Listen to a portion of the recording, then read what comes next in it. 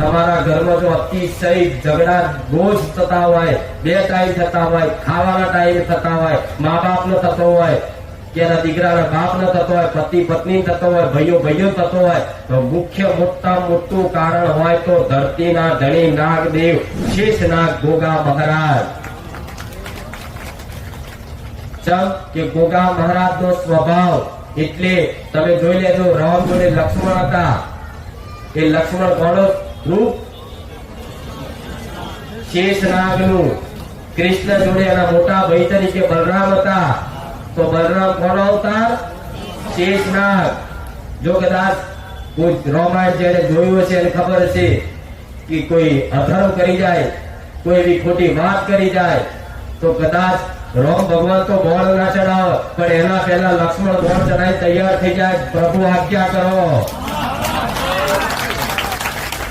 તારે ભગવાને એને લક્ષ્મણ ને એવું કહેતા કે તું તારા સ્વભાવથી શાંત રાખ, આપણે બહુ સારું નહીં એમ કરી શાંત પડે. અમુક વખત તો ભગવાન નતા વાપરતા અને પેલા મારી દે, પછી કે મેં માથી મરી ગયું, શું થયું, મારો સ્વભાવ મેં તો તીર ચલાવી દીધું. જોયું છે ને રામાયણમાં? તો આટલો ખતરનાક સ્વભાવ વાળા દેવ છે નાગદેવ. તમે એની જગ્યા પર રહો છો, બધાય રહો છો, આખી પૃથ્વી, બધા દરેક જીવ જંતુ, વનસ્પતિ, વૃક્ષ, ફૂલો, બધા મનુષ્ય જીવો બધાય એના ધરતી પર જ રહો છો ને. તો એની જગ્યા પર રહો છો ને, તેની ભૂમિ પર માંસ મટન ના ખવાય, એની ભૂમિ પર જેમ તેમ હબડછેટ ના રખાય. આવી રેણી કેણી મજબૂત કમ્પ્લીટ કદાચ ઘેર કાઢી હોય ને 5 હાથ દાડાની, હું મેરડી એવું કહું છું, ધરતીનો ધણી ખાલી તમારી પર પ્રસન્ન રહ્યો ને, તમારા ઘરમાં કોઈ કકરાટ કંકાસ થવાય દો ને, તો હું સોલંકી પેઢીની મેરડી નથી.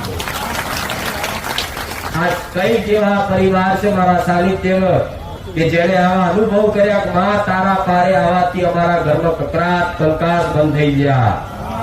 કઈક સેવા, કઈ દીકરીઓ છે, કઈક દીકરાઓ છે, કોઈ કઈક વડીલો છે એમાં પેલા બહુ કકરાટ થતા, હવામાં બહુ ઓછું થઈ ગયું.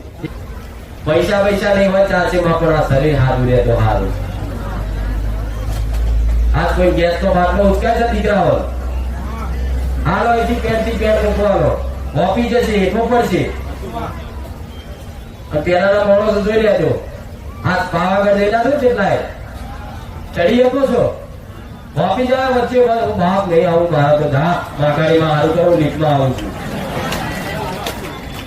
પેલાના દોહા